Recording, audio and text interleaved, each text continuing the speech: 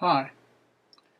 Now today we're going to start in on Genesis chapter 12 and learn about Abram and Sarai. Now the Lord, verse 1, Now the Lord said unto Abram, Get thee out of thy country, and from thy kindred, and from thy father's house, unto a land that I will shew thee, or show thee. And I will make of thee a great nation, and I will bless thee, and make thy name great, and thou shalt be a blessing. And I will bless them that bless thee, and curse them that curseth thee, and in thee shall all families of the earth be blessed. So Abram departed as the Lord had spoken unto him, and Lot went with him, and Abram was 75 years old when he departed out of Haran. And Abram took Sarai his wife, and Lot his brother's son, and all their substance that they had gathered, and the souls they had gotten in Haran, and they went forth to go into the land of Caanan, and into the land of Caanan they came. And Abram passed through the land unto the place Sichem, unto the plain of Moreh, in the land, and the Canaanite was then in the land. And the Lord appeared unto Abram, and said, Unto thy seed will I give this land. And there builded he an altar unto the Lord, who appeared unto him. And he removed from thence unto a mountain on the east of Bethel, and pitched his tent, having Bethel on the west, and Hai on the east. And there he builded an altar unto the Lord, and called upon the name of the Lord. And Abram journeyed, going on still toward the south. And there was a famine in the land, and Abram went down into Egypt to sojourn there, for the famine was grievous in the land. And it came to pass, when he was come near to enter into Egypt, that he said unto Sarai his wife, Behold now, I know that thou art a fair woman to look upon. Therefore it shall come to pass, when the Egyptians shall see thee, that they shall say, This is his wife, and they will kill me, but they will save thee alive. Say, I pray thee, thou art my sister, that it may be well with me for thy sake, and my soul shall live because of thee. And it came to pass that when Abram was come into Egypt, the Egyptians beheld the woman, that she was very fair.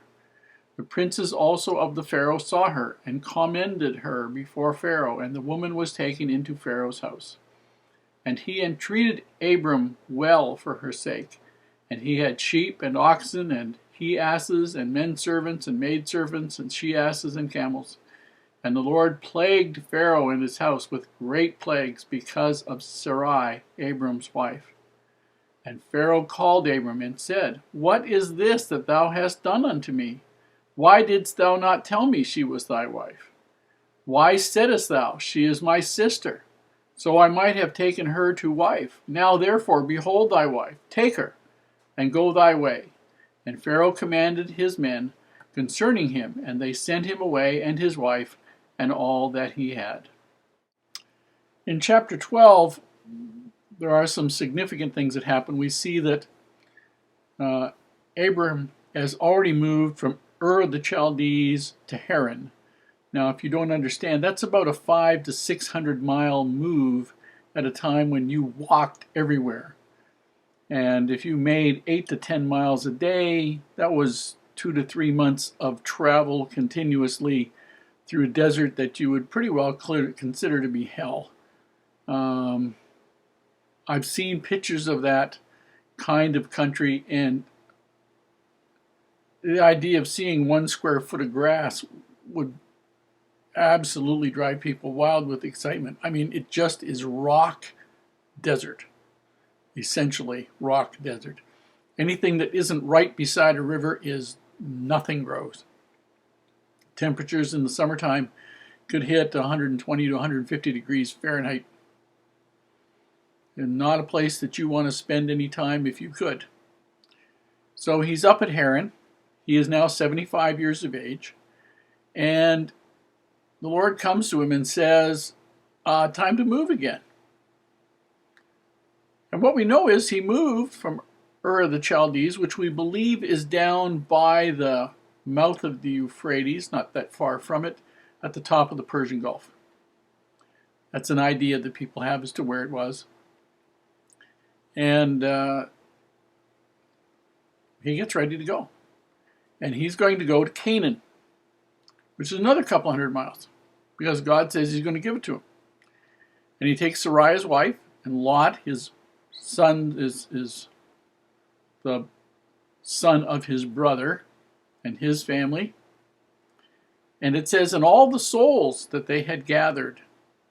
We know from other scriptures that Abram was a very righteous man. And he was trying to gather souls unto the Lord. In essence, he was doing missionary work, trying to get people to live righteous lives. And there were a group of people that were followers of his and trying to follow the example he set. And so they all traveled. They get over to this promised land, and turns out there's a famine there. And so Abram and Sarai head south to Egypt. And the reason people would always go south to Egypt was because every year the Nile would flood.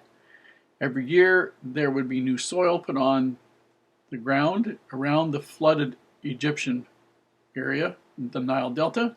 They would be able to grow crops. They would have food. If no place else in the world had food, the Nile Delta of Egypt had food. The last place on the face of the earth there would ever be famine. And as we go there, we find something very interesting. Abram says to Sarai, I know that they will call thee fair. Now, if he's 75 and she's anywhere near him in age, she isn't going to be a spring chicken either, but very fair. Now, it was very common amongst the pharaohs, if they liked the look of a woman, to kill the husband. Very common. We find in the writings of the dead pharaohs that one dead pharaoh was told, according to his record, that even after he had died, he would still be able to kill the sheiks of some other area and get their wives. Oh, they had very strange beliefs, and that it would be perfectly fine. But because Sarai agreed, and technically you need to understand that according to Jewish law and Jewish custom, it was very likely, number one, that she was legally his sister. It certainly was morally his sister, because they were related in a brother-sister thing, although separated by family groups. Legally, she could be considered to be his sister. And it was very common for wives to be adopted as sisters because it gave them greater property rights. And so if you really loved the woman, you would not only marry her, you would adopt her as your sister, so that in the event you died, she would be entitled legally to inherit all of the property, where if she was just a wife, too bad. That was the way the law was for those people then. We find that when they got down to Egypt, the Pharaoh took a liking to her, took her into the house, gave all kinds of things to Abram to try and get him to give Sarai to him as his wife, only to find out that his house was full of plagues and all kinds of things, and that wasn't going to happen. And then what happened was they found out that she was his wife, not his sister, and so famine's over. Pharaoh says, hey, take your wife back and leave me. And so Abram has all of these camels and asses and sheep and all the rest of the stuff, and he heads off, and Sarai with him. It was a profitable trip. The thing is, he didn't lie. That's the interesting thing. He didn't lie, because legally she was his sister.